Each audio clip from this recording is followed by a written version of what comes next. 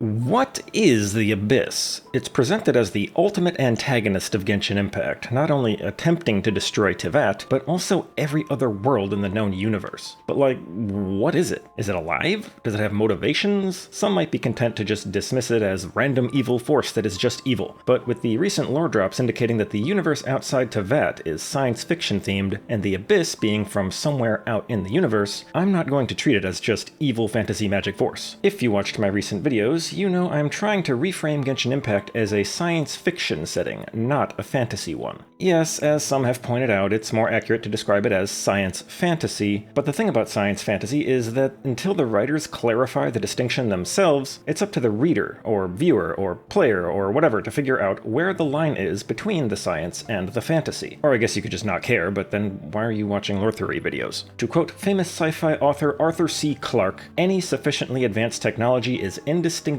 from magic. So, even if we concede something to be fantasy magic now, the writers might have some sci-fi explanation for it that they just haven't told us. And when it comes to the Abyss, I'm going to go as far as I can to figure out that potential sci-fi explanation. For the spoiler warnings, it's probably best if you've played every quest until at least Nod Cry Act 4. Act 8 is out at the time of this video, and I may reference some of the latest world quests, but it'll just be little things. And I don't need to discuss the main story of those later acts at all. Take a look at the overlay for specifics. Let's start with a review of the times we've interacted with the Abyss. The very first thing that happens in the game is the Traveler interrupting Venti and Dvalin having a reunion, during which Dvalin has been corrupted by the Abyss, and the corruption spreads to Venti as Dvalin leaves behind a corrupted drop of blood. In the resulting chain of events, we learn several things. Abyssal corruption is somewhat contagious. It can infect gods and dragons. Its mere presence is harmful to vision bearers on Teyvat. Ouch! But not Traveler or Paimon. Best we put it away for now. Traveler can absorb abyssal corruption to purify the target. And lastly, the tree at Windrise is also capable of purifying abyssal corruption, as Venti needs it in order to cleanse the corruption that spread to him. Then later, we learn that the Abyss Order is using the corruption in Dvalin to influence his mind and make him hate Mondstadt. Mondstadt has already turned its back on you!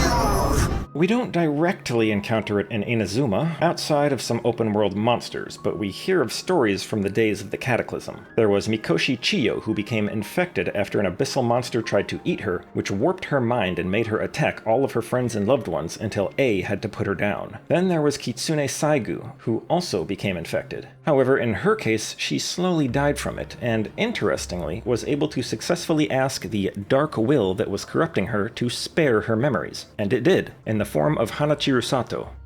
In Sumeru, the Abyss took the form of forbidden knowledge, which caused both the Withering and Elazar. Nahida and Rukkhadevata tell us a few things about it. It's knowledge that does not belong to Teyvat. It cannot be understood, it is rejected by the world, it originates from the very bottom of the Abyss, and it is a manifestation of the Abyss specifically designed to be the most dangerous to Sumeru. It was originally brought to Teyvat by Nibelung, and he intended to use it to destroy the Heavenly Principles. After the War of Funerary Flame, the Celestial Nails put a stop to it. I was stopped by the giant spike that fell from the sky.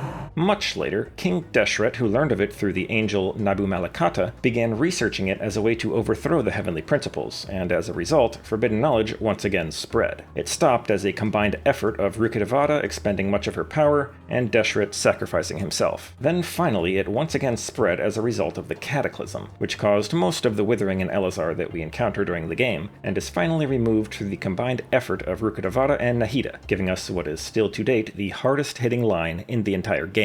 We've just saved the world, right? So why am I crying? We also encounter forbidden knowledge in the Chasm. These oozing concretions are said to be forbidden knowledge that has been changed into a different form by the Celestial Nail, and then encased in this dark mud substance. Or in the case of this one specifically, an elemental being that was infected with forbidden knowledge, not just forbidden knowledge by itself. It's unclear if every oozing concretion is the same thing, since we skipped past all of them to get to this one in this quest. Either way, technically, these things aren't a part of the Abyss because the Celestial Nail has already purified and stabilized them, but they still remain dangerous. As for why this only happened with this one Celestial Nail, it could be a consequence of Tsibai slowing it down to give her people time to escape. In Fontaine, we don't come into conflict with the Abyss, but we can still see some effects. Elenus was apparently an abyssal being before he met Rhindaughter, and she is the one who gave him his massive dragon form through Conrian alchemy known as chemia. It hails from Canria, the art of chemia. Then after he died, Jacob Ingold used his blood to gain abyssal power, letting him transform into an iniquitous Baptist. Later still, an explosion inside Elenus caused the Melazines to be born from Elenus' blood.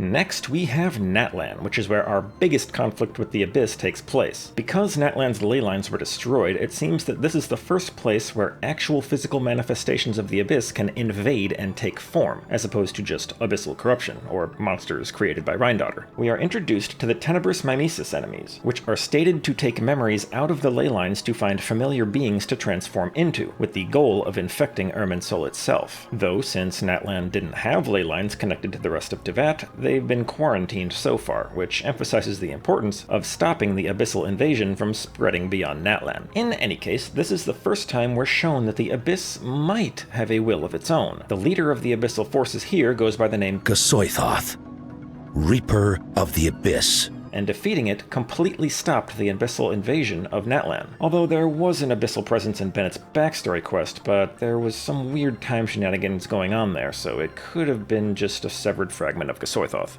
Finally, in Nod Cry, we have the Wild Hunt. Initially, these were basically abyssal zombies under the control of Rerir. And with that, let's talk about the 5 Sinners, because they were involved in probably the biggest abyssal incursion into Teyvat. Like the Traveler, the Twin seemed to have the ability to absorb the Abyss, and King Ermin was supposedly going to have the Twin absorb an unlimited amount of it. Instead, the 5 Sinners took that power and divided it among themselves. Step forward and take your share. So basically, the Abyss wasn't just attacking Teyvat, but rather giving its power to the 5 Sinners. And it made them so powerful that the Heavenly Principles and Shades couldn't do anything about it, despite punishing everyone else in Conria for the Sinners' actions. Among the Sinners, we have Rerir, as I mentioned, who got himself ripped apart trying to save his fiancée and caused the Wild Hunt. Hruptatir, whom we know nothing about. Rhindaughter, who started creating endless abyssal monsters which, as we implied with Elenus, were likely beings that already existed in the Abyss, and she simply gave them a form in Teyvat, using chemia. Then she consumed Nabirius and became the new Shade of Life, and the other Shades don't even seem to care. But that's a separate discussion. Vedrfolnir, who went on to create the Abyss Order, who seem to have 2 goals. One is to revive all of Conria, and the other, based on the description of the iniquitous Baptist, is to spread the good word of abyssal corruption and get everyone to accept the Abyss. Lastly, we have Sertologi, who decided to leave Teyvat and start traveling the universe looking for worthy opponents, killing every powerful entity he comes across. And since we mentioned him, we may as well mention his disciple, Skirk, who likes to chill in the Abyss, created limbs for herself out of the Abyss, and reveals that time doesn't pass in the Abyss at the same rate as Teyvat. Sometimes it's significantly slower, and other times significantly faster. Him for 3 months. In that time, only 3 days passed in the outside world. And the last bits of lore, some things from books and item descriptions. The Abyss propagating through the universe is described as star-devouring darkness, stars going out across the cosmos, and just in general a force that will consume the entire universe, or at least the galaxy. So that's the recap out of the way. There's a few claims I want to make about the nature of the Abyss to set up the theory. First, the Abyss does not seem to have an actual will of its own, at least not on Teyvat. It seems to just be a force that others can take advantage of. Just another tool in your arsenal. It started with Nibelung using it to fight the Heavenly Principles, Their creator had returned, bearing the perilous power of the Abyss. followed by Deshret and Apep trying to do the same. Then the Sinners taking it and using it to do whatever they wanted. Then one of them, Vedrfolnir, creating the Abyss Order, which uses the Abyss for its goals. Likewise, the Cataclysm was mostly monsters created by Rhindaughter simply running rampant across Teyvat. Same with Rerir and the Wild Hunt. The possible exception is Gasoithoth, who seemed to be a will of the Abyss, but maybe not. Maybe it was another being from the Sea of Stars who used the Abyss, and decided to invade Teyvat, much like how Sertologi took his abyssal power and started attacking other worlds. But ultimately, the point is that the Abyss has multiple agents that act using its power, rather than having a singular will, and most of them are Teyvat natives. Second, the Abyss is meant to be a benevolent force. I say this because of the way many abyssal entities view the world. Elenus and Durin both viewed themselves as friendly with the people of Teyvat. When Elenus learned he was hurting people, he let himself die. Durin believed to his final moments that he and Dvalin were just playing a game with each other. It's likely all abyssal monsters are the same way. Melusines view everything, even dangerous abyssal entities, as harmless and friendly, except for the Traveler, who they see as a monster who can devour the world. The Traveler can absorb the Abyss, so that makes sense. Multiple other abyssal agents view the Abyss as a paradise of truth, and looking at them, it seems the Abyss generally just makes people more powerful, as long as the corruption doesn't kill them, which I'll discuss next. Gasoithos' invasion seems to be the only exception, which is why I think it could be a separate being that attacked Teyvat on its own and used the Abyss as a tool. Third, abyssal corruption being harmful to people is probably a rule that the Heavenly Principles decided by design. That's why Traveler and Skirk have no problem with it, but natives of Teyvat are hurt by its mere presence, especially Vision Bearers who are Celestia's chosen ones. Same goes for Elazar, which tends to affect people worse if they have higher elemental affinity. If someone fully gives themselves to abyssal power, they can overcome this restriction by changing their very nature, like the Sinners or even Abyss Order members.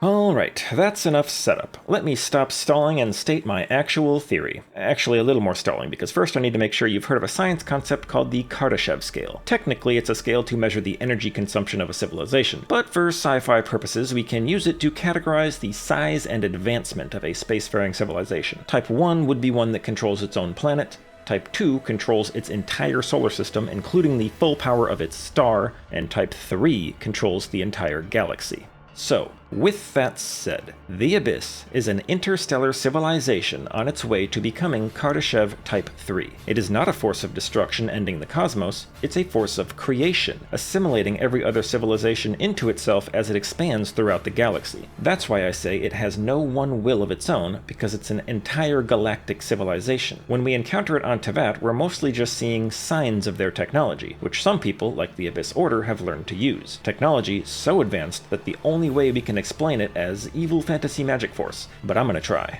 If we assume the Abyss presents itself as benevolent, then its most likely method of assimilating another civilization would be through information warfare, convincing the residents of that civilization that the Abyss is a paradise, offering them the secrets of the universe. That seems to be how the Abyss Order views the Abyss. The Abyss might know that Irminsul controls all the knowledge of Teyvat, so the best way to instantly win an information war in Teyvat would be taking control of Irminsul. This is the stated goal within the Tenebris Papilla description, and Forbidden Knowledge seems to be an attack vector specifically designed for that purpose as well. Gifting world-shattering power to the Sinners was another attack vector designed to show the people of Teyvat the power they could wield if they would simply submit. It hasn't quite worked yet, but considering one of the Sinners is working to overthrow the Heavenly Principles via the Abyss Order, and another is now one of the Shades, that plan may yet succeed. Then Gasoithos was an outlier, a being with abyssal power who decided an actual physical invasion would be the way to go, with Tenebris Mimesis enemies meant to disguise themselves as Teyvat natives and infiltrate the world that way. But the warriors of Natlan put a stop to that. Notably, once Gasoithos was defeated, there's no more ongoing abyssal invasion, so I really doubt that Gasoithos had the support of the actual Abyss. The easiest thing to explain about the Abyss in this context is the description of stars going out across the cosmos. One of the ways a Kardashev Type 3 civilization would harness the power of the galaxy is by building Dyson spheres around every star they come across. To an observer, that would look like stars simply going out. As far as the differences in passages of time, that's also an easy explanation. In real life, time dilation exists depending on how much gravity you are experiencing as well as your velocity relative to an observer. A Kardashev Type 3 civilization could absolutely use these factors to make their passage of time at any given point in the Abyss either faster or slower than on Teyvat. Now let's tackle the hard questions. What is abyssal corruption, and why can the Traveler purify and absorb it? Nanites. Yep, we're getting crazy in this video. Someone suffering abyssal corruption is infected with nanites created by the Abyss civilization. These nanites are normally designed to be totally symbiotic with their host, but because of the Heavenly Principles rules, they are fatal to Teyvat natives. They might cause organ damage like with Atea, or they could alter someone's brain chemistry to change their behavior like with Chio. When Traveler absorbs abyssal corruption, they're commanding all the nanites to leave the current host and enter their own body. This is possible without the Traveler even knowing they are doing it because their nanites can read nerve signals and communicate with the other nanites. Skirk's limbs are like Iron Man's later armors, prosthetic limbs made entirely of nanites. When the Sinners took abyssal power, they absorbed enough nanites to completely rewrite their biology and transform their bodies into something way beyond normal human, giving them supernatural abilities beyond anyone else in Teyvat. The Heavenly Principles are likely well aware of the technical aspect of the Abyss, and the Celestial Nails have the power to shut down these nanites in a huge radius. Likewise, the tree at Windrise is also connected to Celestia, given that it's where Vanessa ascended, so that might be why Venti could use it to purify himself.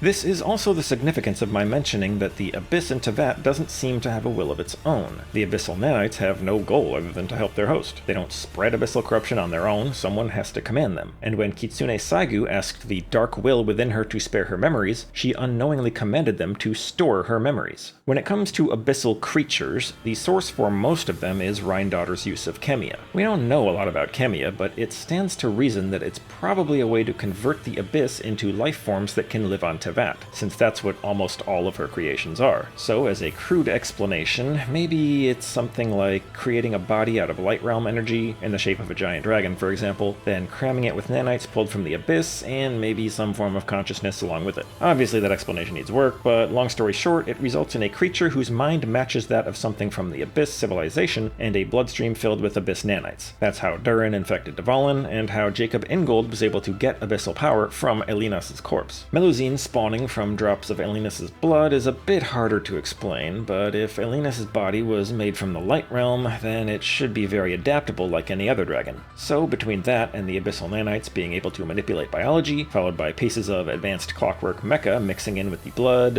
I don't know, that's the best I can do here. Now, the way forbidden knowledge works doesn't necessarily fit with this. If it was also nanites, it doesn't make sense that a modification to Irminsul could simply delete all of it from Teyvat. And if it could, then that would have been the end of the Abyss Order and basically every other abyssal incursion in the world. So I think forbidden knowledge was something different from other kinds of abyssal corruption. Forbidden knowledge was probably more like a virus, specifically meant to infect Irminsul and the ley lines. Irminsul functions a lot like a computer, so whatever form of data Irminsul uses to record the world, forbidden knowledge corrupts that. It has no physical form because it is literally just data. The Withering is formed from corpses of elemental beings spawned from Apep who were corrupted. As Kukulkan tells us, true dragons are beings of phlogiston, which is basically matter that can store data. And even though Apep is from 2 regions before we learn that, it stands to reason that that applies to her too. So forbidden knowledge corrupts that data, including that of the elemental beings spawned from her. Elazar, on the other hand, is a psychosomatic illness caused by a person's records in Irminsul being corrupted, which directly affects their mind and consequently their body. As far as dealing with it, that's what the Sumeru Archon quest was all about. A non-infected avatar of Irminsul was able to purge all infection from Irminsul with enough power. The Celestial Nails also had some effect, but they could probably only clean the parts of the ley lines that were in their area of effect, which wasn't the entirety of Teyvat. When it comes to the Chasm, it seems to have quarantined the things that were affected by forbidden knowledge inside of the oozing concretions, then fixed the corrupted data afterwards. As far as why that seemed to only happen in the Chasm, like I said before, it's probably a consequence of Tsibai's interference. Alright, that's about as good as I can do to describe the Abyss in sci-fi terms. I would be surprised if nanites are the actual explanation, but hopefully that framing provides a new perspective to the way the Abyss behaves. I'd also offer up the possibility of computronium. I discussed that a bit in my previous video because that's what phlogiston is stated to be, and that's the source of the abilities of the ancient dragons. It's also stated that Teyvat could exist as phlogiston, and perhaps that's exactly what the Light Realm is, the form of life that still exists inside the data of the phlogiston. So if we flip it, then perhaps the Abyss is the same thing. A civilization made of computronium similar to phlogiston, but on a galactic scale. And the Void Realm is the civilization inside the data of the abyssal phlogiston. And abyssal corruption is that stuff, not nanites. Who knows, maybe it's just magic. But then it wouldn't be as fun to talk about, and hopefully it was fun to listen to. Thanks for watching, and subscribe if you want more Genshin content. Once the next version comes out with a new Archon quest and new lore, hopefully I'll have some more interesting theories for you guys. Until next time.